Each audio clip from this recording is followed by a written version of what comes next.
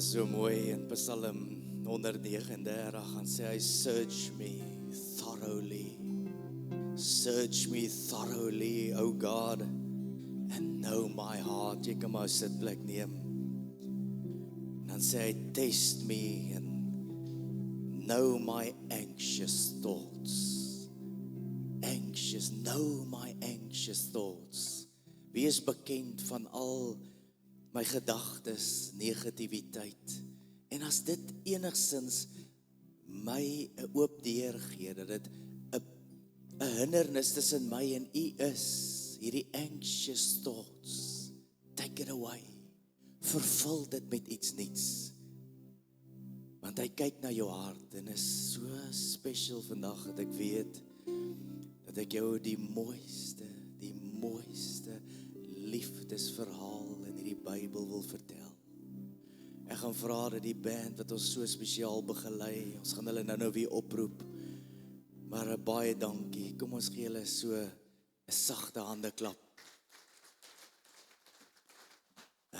Ek weet, sy gaan dit nou nie like nie, maar Chantel, mense, dis haar 3de keer in haar lewe, wat sy in 'n live band speel. Haar senuwees is op, and she's got anxious thoughts.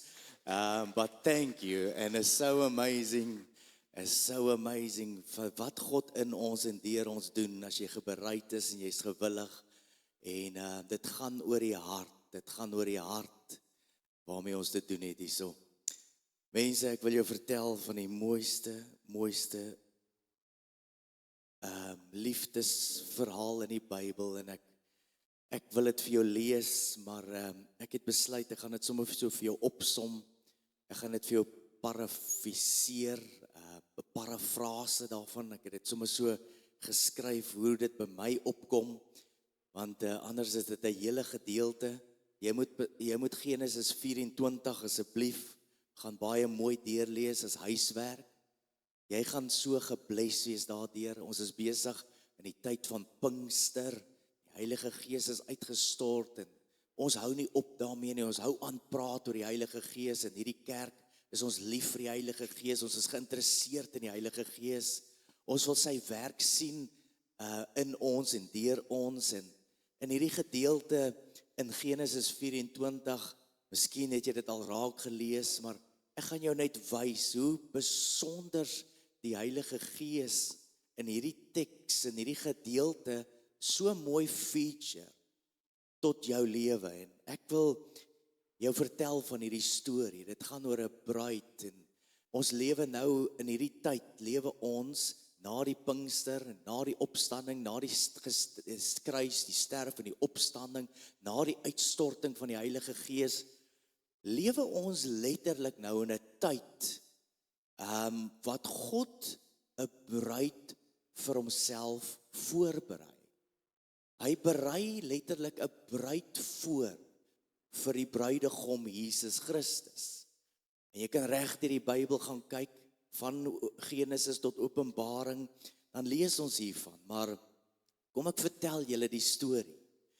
Daar was eens op 'n tyd, was daar 'n vader, en hierdie vader se naam was Abraham gewees, maar dit was nie net sommer enige vader gewees nie, dit was 'n vader van belofte, dit was 'n vader van Isak, dit was 'n vader gewees wat God direk met hom gepraat het en hom profeseë en beloftes gegee het, dat jou nageslag sal soveel soos die sterre in die lug en soos die sand op die see wees. En dan het hierdie vader 'n baie spesifieke seun gehad, 'n besonderse seun gehad vir wie hy ontsettend baie lief was. Maar hierdie seun was natuurlik 'n wonderwerk. Hy was uit 'n wonderwerk gebore gewees, en jy ken die storie dat Abraham 99 en Sara 90 was, en om en by daar, en dat hulle uit hierdie huwelik uit en uit hierdie ouderdom uit het hulle vir Isak het hulle verwek, en dis 'n seun wat hulle baie lank voor gewag het, en dit is die seun van die belofte, die seun van versoening, die seun wat die verbonds belofte gaan dra. Sy naam was natuurlik Isak gewees, en jare voor dit het Abraham letterlik by Moria die berg opbeweeg en langs sy seun met 'n mes in sy hand gestaan om hierdie seun op te offer. En hy het amper die seun verloor, hy het sy amper het hy sy hart verloor, en God het ingegryp en 'n ram voorsien. Maar van daardie dag af het Abraham baie duidelik geweet, dat hierdie seun, Isak, is 'n baie spesiale seun, dat God ook 'n groot plan het met hierdie seun, Isak. En toe het Abraham baie oud geword, en Sara het dood gegaan, en diep in sy hart het hy geweet, dat die tyd het gekom, dat hy is baie oud, en hy moet 'n bruid gaan soek vir Isak, want hier is 'n belofte wat in die lug hang, van die sterre van die lug en die sand van die see, maar Isak, wat hierdie verbond moet verder vat, het nie 'n vrou nie. En die seun het 'n bruid nodig. Die seun moet letterlik 'n bruid vir hom kry, sodat die belofte gevind, en sodat die versoening kan plaasvind, en sodat die Messias uit hierdie nageslag gebore kan raak. En dit was nie net sommer 'n soektog na 'n bruid gewees nie. Dit was 'n soektog na die presiese regte een wat by Isak gaan pas, die een wat saam met Isak in die toekoms gaan instap met hierdie belofte. En toe roep Abraham, jy kan alles gaan lees, is so mooi gestel, eintlik beter in die Bybel, maar toe roep Abraham sy diensknegt Eliezer. En Eliezer werk al hier by die 60-80 jaar vir Abraham. Alles is aan hom oorgegee. Dis 'n diensknegt wat by Abraham gestaan het vir al hierdie jare. En dis 'n diensknegt wat hom die beste geken het en Isak se hart die beste verstaan het. En hy gee vir hierdie diensknegt 'n opdrag en sê, gaan soek vir my seun 'n vrou, gaan soek vir haar 'n bruid. Die diensknegt het vertrek, natuurlik nie met leë hande nie. Hy het vertrek met geskenke, verskeidenheid van geskenke, goud en armbande, neusringe en letterlik 10 kamele. Want liefde kom altyd met gawes, as ek dit so 'n stukkie kan ingooi daar. Liefde kom altyd met gawes, gaan jy nou agterkom. En toe hy eendag maande lank gereis het, so by the way, ek weet nie of jy weet hoe ver dit was nie, maar dit was tussen 700 en 900 kilometer wat Eliezer gaan soek het vir hierdie bruid. En na tussen 4 en 6 weke kom hy by 'n sekere put aan en hy's moeg en hy's met amper sonde bevlek, maar ek wou sê stof bevlek. En hy's moeg en hy bid en hy vra die Here, Here, wys my asseblief die een. En toe kom die vrouens uit die dorp uit na hierdie put toe en toe gebeur dit. 'n Jong vrou kom na hom toe en hy bid en sê, die een wat vir my water gee, maar nie net vir my water gee nie, maar ook vir my 10 kamele, ek gaan weet dit is sy. En Rebekka is haar naam en sy kom en sy het nie geweet dat haar hele lewe hier in hierdie oomblik verander gaan word nie. Want party dae is so normaal. Party dae doen ek net wat ek moet doen. Maar party dae dan daag God op in die dag en hy verander alles in hierdie lewe. As God opdaag. En hierdie diensknegt vra vir water en hy gee haar nie net, sy gee hom nie net water nie, sy gee ook vir die 10 kamele. Ek weet nie of jy weet hoeveel 'n kameel drink nie.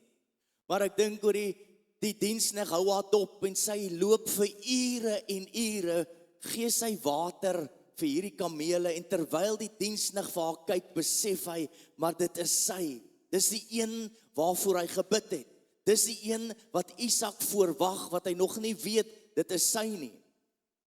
En toe haal hierdie diensknegt juwele uit en hy haal goud uit. Hy gee vir haar 'n neusring en hy gee vir haar armbande en hy gee vir haar al hierdie geskenke, verskeidenheid van geskenke. Nie om haar te koop nie, nie om haar te oortuig nie, maar letterlik om haar uit te nooi na iets wat besig is om te gebeur. Daardie aand gaan Eliezer saam met hulle huis toe en hulle praat met Laban en hulle praat met Rebekka se pa.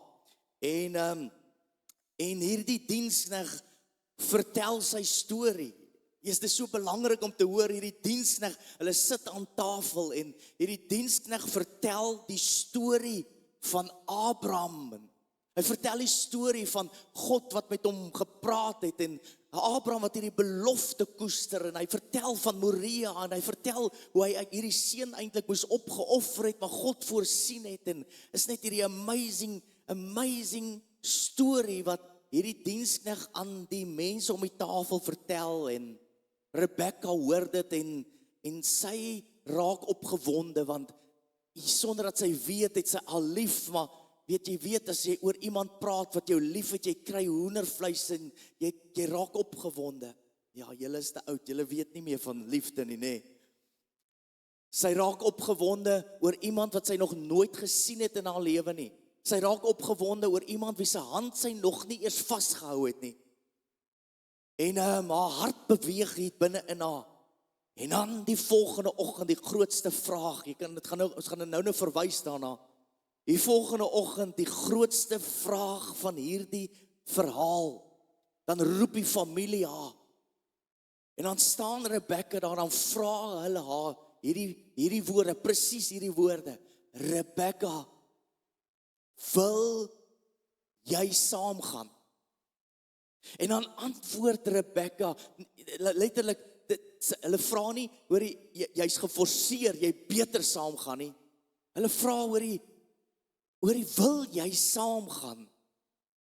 En hierdie 3 woorde wat sy antwoord verander die geskiedenis van ons mensdom en sy antwoord presies hierdie woorde en sy sê, ek sal gaan. En dit laat my so dink, ek sal gaan. Dink aan haar geloof in Rebecca se lewe. Dink aan haar vertroue en hierdie oorgawe wat sy moes gehad het. Sy los alles wat bekend is, los sy agter. Sy los haar familie. Klink dit bekend? Sy los letterlik haar broers en haar susters. Sy los die grond, los sy agter en sy letterlik sy los haar gemak agter en nou begin die reis terug na Isak toe. 'n Reis van amper 2 maande lank begin hierdie reis. Dag na dag. Op die rug van 'n kameel, kilometer vir kilometer, in die stof en onder die sterre en in die sand, loop hulle oor hierdie kilometers op pad na Isak toe. Jy weet mos wanneer jy in 'n kar ry saam met jou kinders, hoe there yet? Papa, hoe lank nog? En ek dink nie dit het enigstens verskil nie. Sy is 'n vrou. Die skrif sê sy was 'n pragtige vrou gewees. Maar sy was 'n vrou gewees en sy het baie vrae gevra. En sy het vrae gevra soos, vertel my meer van Isak. Vertel my, wat se tipe mens is hy? Vertel my, waarvan hou hy? Wat maak hom gelukkig? Vertel my weer die storie van Isak en hoekom kies julle my? En elke dag vertel hierdie diensknegt, jy kan hoor waartoe ek gaan, die diensknegt verteenwoordig die Heilige Gees in hierdie konteks wat ek nou gaan by uitkom. Maar elke dag, so leer Rebecca iets meer van die seun. Elke dag leer Rebecca iets meer van wie hy is en wat hom gelukkig maak en wie hy is en mense, jy kan gaan lees daar aan die einde en dan uiteindelik dan na weke se reis dan ontmoet hulle. Dan kom hulle letterlik by die land van die belofte uit en dan sien ons hoe Isak pyns in die veld. Hy wag ook vir die bruid. Hy gaan elke aand uit. Dan kyk hy op die horison, kom hulle nie, want hy weet sy is op pad. En dan sak die son stadig en die kamele kom aangeloop. En dan sien ons dit gebeur, hierdie koneksie. Rebecca kyk op en sy sien vir die eerste keer, sien sy hom, die een wat sy net van gehoor het. Eendag gaan ons hom sien wie hy regtig is. Hier is ons profesie op profesie op profesie wat vir ons hier uiteengesit word. Die een wat sy alles voor gelos het, ontmoet sy nou fisies, face to face en aangesig tot aangesig. Die een waarvoor sy gereis het en alles agtergelos het, deur die woestyn vir 2 maande lank, klim sy van hierdie kameel af en hierdie ontmoeting verander alles. En hy nooi haar in nie as vreemdeling, nie as gas nie, maar hy neem haar in as 'n bruid. En die skrif sê in Genesis 24, net soos hierdie woorde sê, en Isak het haar lief gekry. Isak het haar lief gekry. En hierdie liefdesverhaal sluit af nie in die woestyn nie, maar dit sluit af en vat hy haar in Sara in die tent in, en dan sê hy het haar lief gekry en dit eindig in verbond en dit eindig in belofte. En mense, vanoggend wil ek jou ietsie vertel van hierdie hele gedeelte, want weet jy wat, ons is nou in daardie tyd, wat ons nou letterlik beweeg, en as jy dit nie voel in die gees nie, dan weet ek oor hierso, raak meer ingestel, maar ja, ons is in daardie tyd wat ons nou in beweeg, dat hoor die God is besig om 'n bruid vir hom voor te berei. Ons is letterlik hoor hierso besig in daardie tyd, die lam wat letterlik die bruid is en ons hom gaan ontmoet. In hierdie storie is dit so duidelik dat Vader Abraham word simbolies, profeties, is die Vader, onse God. Die seun Isak wat letterlik verwys word hierso, verwys na Jesus Christus. Ek gaan dit nou vir jou verduidelik. Eliezer, wat die dienskneg is, wat almal so goed ken, en saam met jou loop in hierdie woestyn, en jou bemoedig en jou rig en jou lei, na die bruid toe, is die Heilige Gees, en dan het ons Rebekka, wat ek en jy is, ons is die bruid, wat alles moet agterlos, en die een moet volg, wat sy hand ons nog nie fisies vasgehou het nie, die een wat ons roep, wat ons sy stem eintlik nog nie gehoor het nie, ons is so half onseker, en ons wonder hoe gaan hierdie ding werk, maar God is besig met hierdie liefdesverhaal, en ons sien dit in hierdie gedeelte, en ek wil vinnig net daaroor gaan, ek wys jou nou net vinnig die Vader, en ek wil by ietsie uitkom, en ek lees net vinnig vir jou daar, Abraham was oud en ver gevorderd in sy jare, en die Here het Abraham in alles geseën. Mense, jy moet verstaan hoe ryk Abraham was, fisies en geestelik. Hy het hom in alles geseën. En toe sê Abraham aan sy oudste dienaar Eliezer, wat beheer gehad het oor alles wat hy aan hom behoort het. En dan het hy hom laat sweer by die Here dat die God van die hemel en die aarde, dat jy vir my seun geen vrou sal neem uit die dogters van die Kanaaniete onder wie ek woon nie, want daar's 'n belofte, die messiaanse belofte, jy kan nie 'n vrou gaan kies nie, hierdie vrou moet uitgekies word. Sy is voorberei sonder dat jy weet, maar dat jy na my land en na my familie sal gaan en vir my seun Isak 'n vrou sal kry. En ons sien dit so baie duidelik vanoggend weer herleef ons dit in die aanbidding. Ek wil dit net vinnig vir jou noem. Is so leuen wat die wêreld vir ons verkondig en selfs in die kerke, dat ek het God gesoek en toe vind ek hom. Dis nie waar nie. Dit is God wat jou soek en toe vind jy hom. Reg deur die Bybel, Adam kruip weg, dan kom soek God vir Adam. Moses in die woestyn is verlate, dan kom hy na Moses toe. Saggeus klim in die boom, dan kom Jesus na hom toe in die boom. Die verlore seun, hy gaan wag vir hom. Hy hardloop na die hek toe hy hom sien.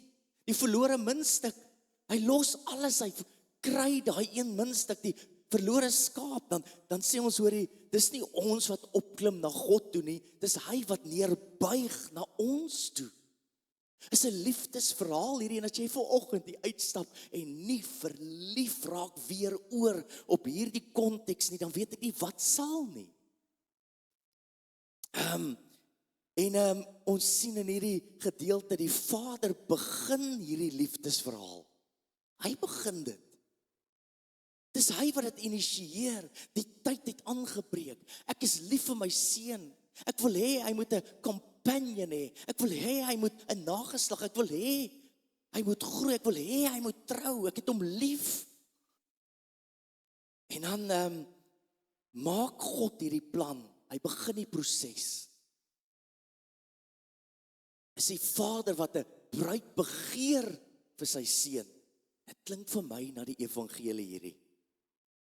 Abraham simboliseer die hart van ons Vader. Ietsie wat my byval hierso. Ek het nou weer 'n chappie in my mond wat ek nou baie moeilik hier moet uithaal. Ek besef, maar kyk net, maak net gou toe jou oë. Ek voel iets irriteer my hier, maar iets baie interessant. Isak gaan nie self nie. Isak gaan nie self nie. Dit is my so amazing. Die Vader stuur die dienskneg. Hy stuur die Heilige Gees. Weet jy dat op hierdie oomblik, waar is Jesus? Hy sit aan die regterhand van die Vader. Maak die skrifte nie nou vir jou baie duideliker bekend as hy sê, ek sit aan die regterhand van my Vader en ek sal vir julle 'n ander trooster, bemoediger, Heilige Gees stuur om hierdie pad saam met julle te loop nie. Dit is my so interessant dat die storie kan nie aangaan. Jy kan sien daar in Genesis 22, dan stop die storie half daar, nadat hulle verduidelik het, Isak is amper dood, geoffer, dan stop die storie daar. Dan slaat hy oor nou na, amper, Isak is uit die storie uit. Dan fokus ons nou op Rebekka en Elie in hierdie storie. Selfs met Jesus is gekruisig, opgevaar, weggeneem. Hy is half uit die storie uit. En nou kom die Heilige Gees. En hy vat hierdie storie oor. En God die Vader en die Seun kyk in die hemel, as ek dit so kan, en hulle wag nou vir die werk van die Heilige Gees om hierdie bruid te kan voorberei. Weet jy, in die kultuur van die Jode moes 'n bruid leer, dan jy verloof geraak, dan jy 'n jaar op jou eie gebly, maar daai jaar moes jy jou rol as vrou baie ernstig opneem.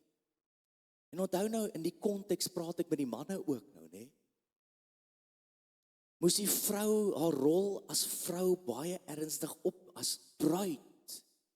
Sy moes volwasse raak. Sy moes leer om die ander familie se gebruike te gebruik. Sy moes leer om die huis te bestuur. Sy word uit haar eie familie uit weg en sy moet 'n ander identiteit aanleer. Dit is my so amazing. Dat jy is die bruid en hy is besig om jou voor te berei. En God soek nie net sommer enige iemand nie. Dis nou so 'n bevestiging wat Suzelle sê, sy kan nie ophou in die aanbidding. God soek iemand spesifieks vir hierdie bruid. Hy soek iemand wat afgesonder is. Hy soek iemand wat geskik is, gewillig is, verlief is, skoon van hart is, rein is. Dis wie hy soek. En jy kan in een oomblik en jy sê, Here, maak my rein, dan is ek rein. Hy soek 'n toegewyde, rein, verliefde bruid. Nie 'n bruid wat gered is en dan oor die sonder heiligmaking nie. Sy soek nie 'n bruid met al die seëninge, maar sonder letterlik gehoorsaamheid nie. Hy soek nie 'n bruid wat ja sê by die put, maar nie wil saamloop nie. Hy sien en hier kom die kerk nou. Efesiërs 5 vers 27, hy wil 'n gemeente voor hom stel, verheerlik sonder vlek of rimpel of iets dergeliks, maar dit heilig en dit mag sonder gebrek wees. Hy's besig om 'n bruid te vorm. Wie's dit? Die kerk. Wie's die kerk? Ek en jy. Jete, ek moet my jaag, ek gaan nie jaag. En dan kom ons by Isak. Dit is my so amazing. Isak is die duidelikste beeld in die Ou Testament wie Jesus Christus simboliseer. Jy sien daar so in die skrif, dan sê hy in Genesis 22, dan sê hy, neem tog jou seun, dan praat hy met Abraham, jou enigste seun, die een wat jy lief het, sy naam is Isak. Dan kyk ons in die Nuwe Testament, net voor Jesus gedoop word, dan sê hy, dis my geliefde seun, en as dieselfde taal. Weet jy dat in Genesis 22 is die eerste keer wat ons die woorde liefde raak lees? Die liefde, die eerste keer wat ons liefde raak lees. Die liefde tussen 'n vader en sy seun, hierdie gebondenheid. Die liefde vir haar is tussen God die Vader en die Seun. En dan wil ek dit nou vir jou weer net noem, nadat Isak die berg op is, Moria op is dit asof, hoor hierso, hy verdwyn uit die konteks uit. Want nou wag Isak saam met sy pa by die huis vir sy bruid. En die skrif sê in Hebreërs 11 vers 19, sê hy, en Abraham het die geloof gehad, dat al sou Isak ook nou sterf, dat God hom uit die dode dat Abraham in sy eie hart het klaar voorgeneem, my kind is dood. Dat in die Hebreëse kultuur het hulle geskryf en gesê, dat hierdie kind het as ware, het hy eintlik weer opgestaan uit die dood uit en saam met hom, dis alles skadubeelde van wat gaan kom. En nadat Jesus aan die kruis gesterf het en opgevaar, is hy ook so uit die prentjie uit met respek en wag saam met God vir die werk van die Heilige Gees wat nou sy werk gaan doen. Mense, as jy nie vanoggend besef dat die Heilige Gees se werk hier op aarde is om jou nader te trek aan die bruidegom. Hy's letterlik, hy wil jou hart gereed maak. Hy wil jou voorberei. Hy wil jou identiteit begin verander, soos wat jy op hierdie woestynpad loop op die kameel se rug. Dis 'n tawwe lewe hierdie, nê? Die skrif sê, hoor, ons gaan dit moeilik hê in hierdie lewe, want ons ry op die kameel se rug, en is grondpaaie, en is stof, en is woestynwinde. En dan sien ons in Genesis 22, Isak is die geliefde seun, en hy het die hout gedra, en dan sien ons, hy het amper geoffer geword. Dan sien ons in die Nuwe Testament dat Jesus is ook die geliefde seun en hy het die kruis gedra, maar hy is geoffer vir ons. Yes, die mense, kom ons gaan net gou na Eliezer, gaan ek dit vir jou saamvat. Eliezer, 'n tipe van die Heilige Gees, hy is die hoofdiensknegt van Abraham en hy is die bestuurder van sy huishouding. Hy is die bestuurder van sy huishouding. Hy is die mees betroubaarste in die hele huishouding. Hy het letterlik hier by die 80 jaar het hy diens gelewer aan hierdie gesin en aan hierdie familie. Hoor net gou hier, ek wil hê jy moet na ander plekke toe gaan as ek hierdie lees. Eliezer sien die geboorte van Isak.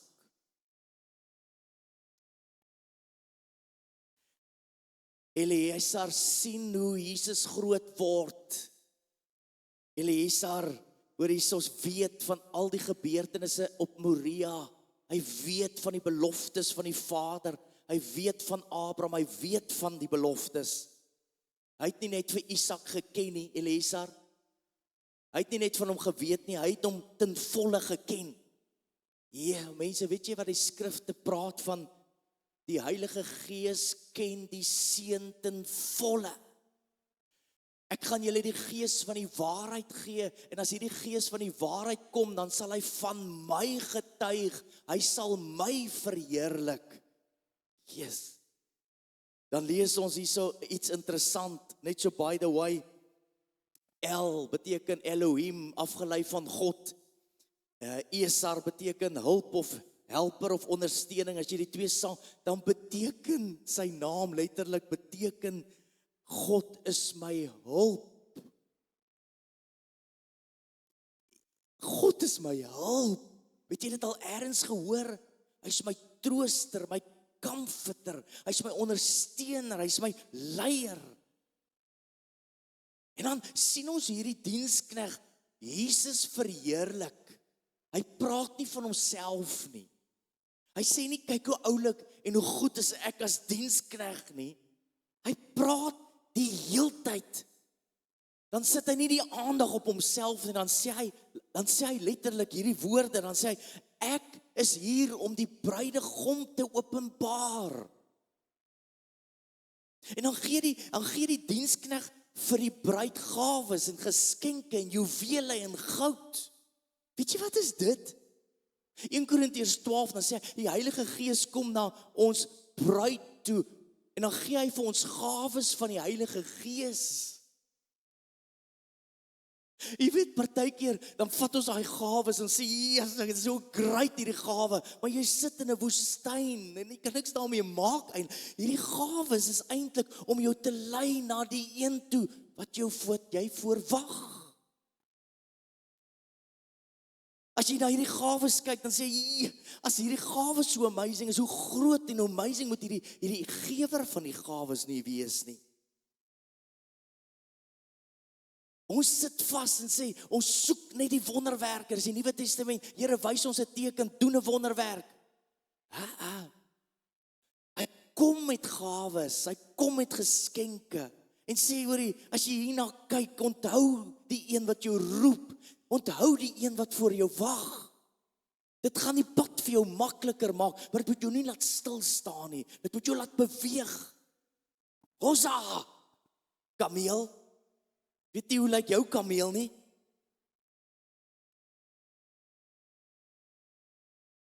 En dan, hoorie, so sien ons ook hoe die Heilige Gees vir Rebekka in die woestyn lei. Jene mense, Romeine 8 vers 11 sê, hy sê, almal wat deur die Gees van God gelei word, hulle is kinders van God. Nou maak alles meer sin in die Bybel. Maar jy moet gaan huiswerk doen, gaan kyk of ek nie jok nie. En dan kom ons gou hier by 'n Berekka uit. Barokka, ek het nou Barokka nodig, né? Dis die mooiste van die boodskap hier, en ek wil hierby uitkom. Dis nie net 'n profetiese storie hierdie nie. Dit is letterlik, dis nie net kerk in die algemeen hierdie nie. Dit raak jou persoonlik. Want as Abraham God die Vader is, en Isak verteenwoordig Jesus Christus, en Eliezer verteenwoordig die Heilige Gees, dan moet Rebekka my en jou verteenwoordig. En die groot vraag, en hier is jou vraag vandag, van die hele Genesis 24, die hele vraag van hierdie verhaal, hierdie liefdesverhaal is letterlik, dan sal jy die bruidegom vertrou, wie jy nog nooit gesien het nie. Fisies nog nooit gesien het nie. Sal jy saam met hom gaan, want hy nooi jou, wil jy saam met my gaan? Hy vra jou nie, verstaan jy alles nie? Hy vra jou nie, ken jy die pad, weet jy hoe ver gaan ons ry nie? Hy vra nie vir jou, hoor hierso, weet jy hoe lyk jou toekoms nie? Hy forceer jou nie om saam te gaan. 3 woorde wat die geskiedenis verander. Ek wil saamgaan. Jy sien, liefde het altyd 'n antwoord nodig. Ware liefde het al, sal jy met my trou? Nou is geen antwoord. Ja, yes, dis bad. Liefde het 'n antwoord nodig. Ja, Here, ek sal saamgaan. En dan amazing, toe sy hierdie woorde spreek, toe sê hy, hoor hierso, nou gaan ek jou van Isak leer, voordat jy hom nog sien.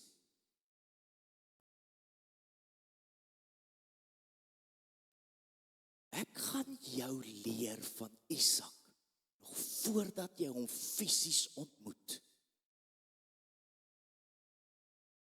Rebekka wat nog nooit vir Isak gesien het, sy het nog nooit sy stem gehoor. Sy het net die getuienis van Eliezer.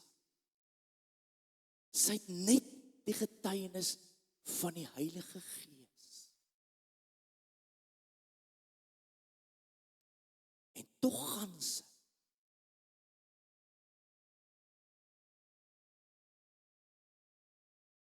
Ek was jonk getroud met Suzelle, die eerste vrou. En ek dink die dag toe ek vir my ouers moet sê, ons trek George toe, ons was jonk en stupid. Ek dink, dit was 'n verskriklike, gaan julle dit maak?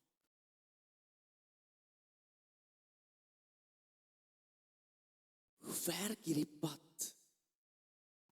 Jy sien, as ek hierdie keuse maak, ek wil saam gaan.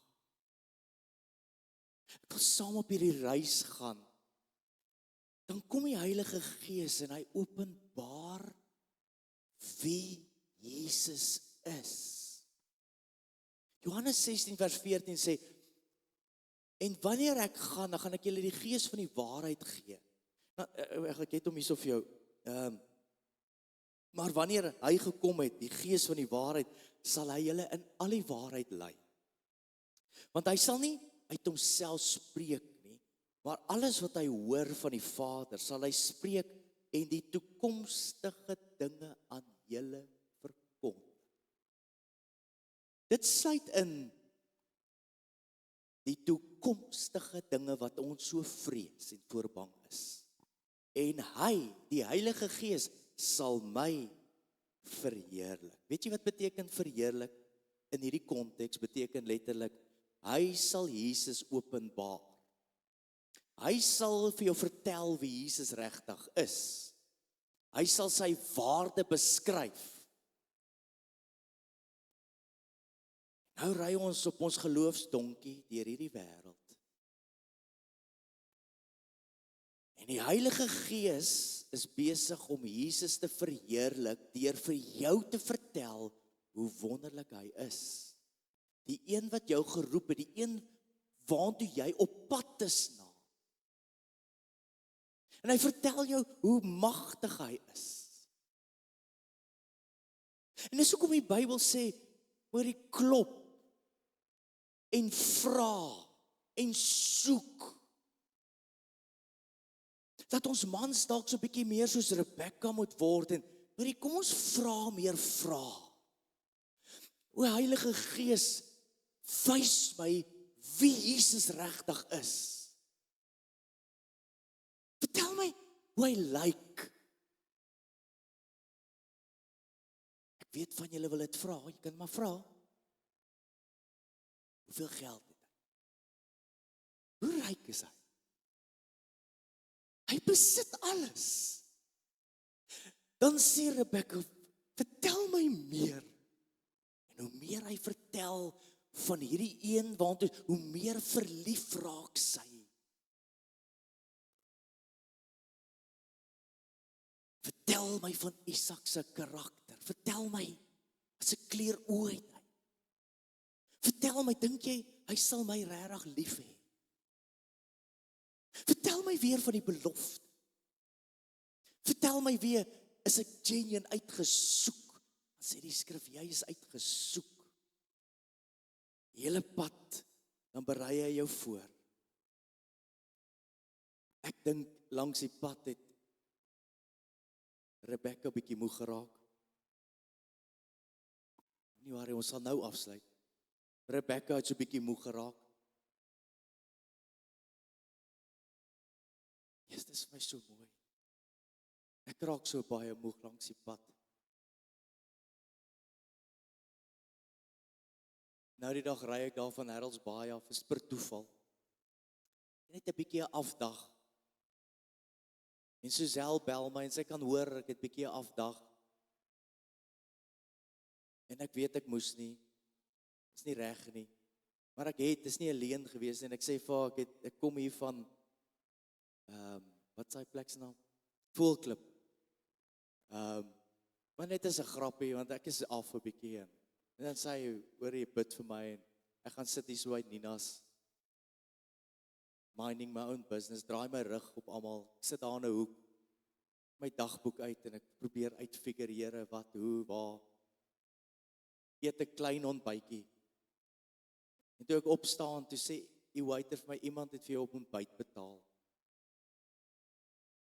Yes, ek wens ek het 'n groter ontbyt gegee, was Jenny nou 'n klein ontbytjie gewees, maar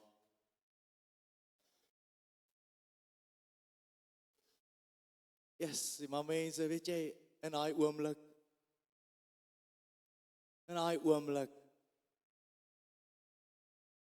is dit asof die Heilige Gees my kom troos het. Dis asof die Heilige Gees my sê, hoorie, Rebecca wat moan en sê, hierdie pad is lank en swaar. Dalk moes ek nie die pad gelos het nie, dan kom Eliezer, die hulp van God, dan kom praat hy met Rebecca, en dan sê hy vir haar, Rebecca, daar's niemand wat grond en broers en susters en agtergelaat het terwille van my, wat nie nou in hierdie tyd 100voudig gaan terugkry. Dan sit Rebecca op hy kameel, en die son bak aan, en ewe skielik dan kyk sy na die juwele in die arm, en sy het 'n neusring gekry, en sy kyk na die goud, en dan herinner sy haarself en sê, hoorie, Isak, ek is op pad na jou toe. Ek is seker Rebecca het daar gesit en gesê, hoorie, so, ek is in hierdie woestyn, dan kom die Heilige Gees en sê, Rebecca, onthou, hierdie woestyn is nie ons bestemming nie. Onthou, hoorie, so hierdie woestyn gaan verbygaan, hou uit. Vat 'n slukkie water, Heilige Gees, strome van lewende waters. Kom ek bemoedig jou 'n bietjie met geloof, en dan kom die Heilige Gees vir watter doel?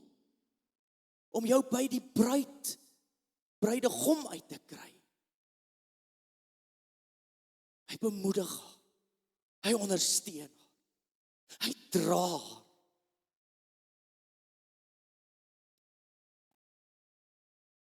900 kilometer. Elke keer as hierdie diensknegt antwoord, dan weet sy iets meer van Isak. Elke keer as hierdie diensknegt praat, dan weet sy iets meer van die een met wie hy gaan trou. Wat doen die Heilige Gees vandag? Hy verheerlik nog steeds Jesus. Hy openbaar Jesus in jou. Hy openbaar sy genade, sy liefde, sy bonatuurlikheid, sy mag. Elke keer as jy hierdie Bybel lees, dan kom die Heilige Gees in, dan weet jy ietsie meer van die bruidegom. Elke keer as jy bid, dan weet jy ietsie meer, en as ek moeg raak, dan wys hy my die seëninge, as ek kan uithou. Yes, mense, ek gaan afsluit, en dan kan jy verder gaan lees, dan is daar so amazing ontmoeting. Dit is soos 'n movie, dit is beter as Titanic. Hulle ontmoet hierdie twee, en dan is dit eintlik, Rebecca het verlief geraak in die woestyn op Isak. Nie in die ontmoeting nie. Dit was die einddoel, fisies, face to face, en eendag gaan jy hom ook face to face ontmoet. Dis profeties. En ek is nie seker hoekom jy nou op 'n kameel moet ry.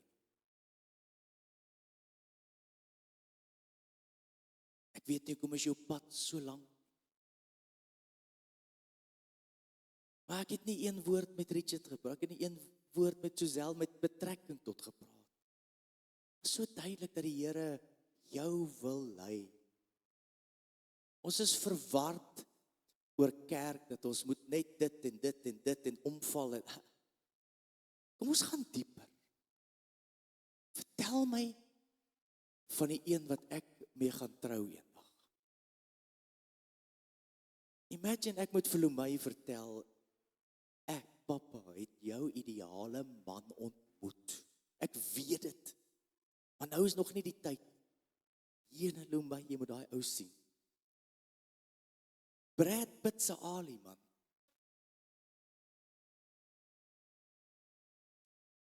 En ek begin met haar te praat. Sy gaan so verlief raak. Dis wat die Heilige Gees so vir ons doen. Nou verwerp ons hom, blus die Gees uit. Ons erken hom nie. Ons praat nie met hom nie. Hy, David laasweek so mooi gesê, maar praat hy met die kinderkerk en sê hy, waar bly liewe Jesus nou?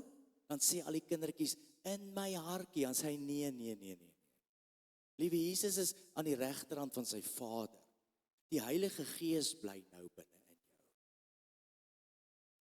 Praat met hom. Hoe lank nog, Here? Waar trek ons nou, Here? Kom ons sit net so, dan bid ons saam. Miskien is dit jou gebed, ons sal dit net so afsluit. So stom. Maar wil jy nie jou oë net vir 'n oomblik toemaak en sê, Here, of weet jy wat? Sê Heilige Gees, kom leer my meer van die bruidegom. Kom wys my wie hy is. Kom openbaar hom. Kom verheerlik hom in my lewe. Want ek kan jou nou sê, dis wat jy mis. Dis wat Paulus gehad het toe hy geskryf het, ek beskou alles in hierdie lewe as drek, in vergelyking om hom te ken. Dan maak hierdie woorde soveel sin. En hier is hierdie liefdesverhaal vir jou vandag. Vir jou Rebecca. Vir jou man en vir jou vrou. En hy vra jou, wil jy saam kom reis? Wil jy saam met my kom? Wil jy saam reis? Wil jy saam met my loop? Want hierdie loop is nie net om by bestemming uit te kom nie, die loop is ook om jou voor te berei. Ek bid dit nou, Here, dat U hierdie kerk, hierdie mense, so bewus sal maak van Eliezer. Van die Heilige Gees wat voor jou loop, wat langs jou is, en wat elke dag, vir 6 weke, was dit net Rebecca en Eliezer. En jy daar die voorreg om elke oomblik terug te trek. En daarom het Jesus baie na die woestyn gegaan, na die stil en verlate plekke. Want daar het die Heilige Gees weer geopenbaar, om krag gegee, om leiding gegee, om wysheid gegee, om alles gewys wat gaan gebeur. Hy het gawes ontvang, en jy het gawes vandag ontvang, geskenke, armbande, goud, en verskeidenheid van geskenke, sê die skrif. Maak gebruik daarvan op die regte manier, want ek kyk na jou hart en ek wil jou help, dat jy by my sal uitkom, dat jy sal sien wie ek is. Want die Bybel sê in die Nuwe Testament, dan sê hy, en wanneer julle my sien, sal julle wees soos ek is. Here, dis vir ons belangrik om hier te wees, maar ons weet, daar's 'n ander lewe wat vir ons wag. Berei ons voor, Here. Help ons, Here. Dat ons na U sal luister op ons kamele.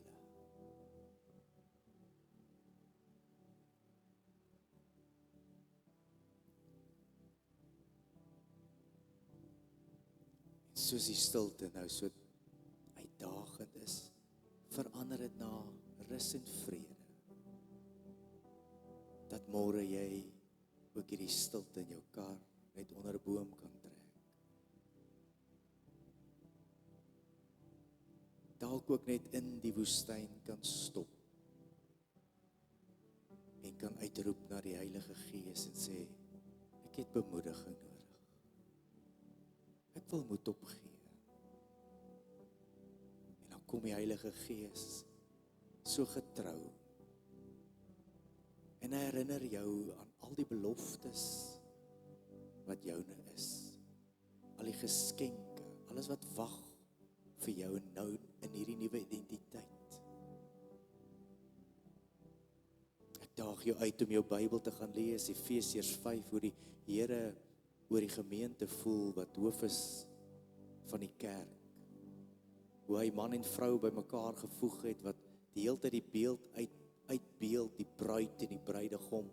Gaan lees dit in Openbaring, dis die ontmoeting wat ons na uitsien. Mag jou lewe so gevul wees vandag, dat jy verlief raak. Kyk, jy kan nie 'n jong man keer wat verlief raak nie.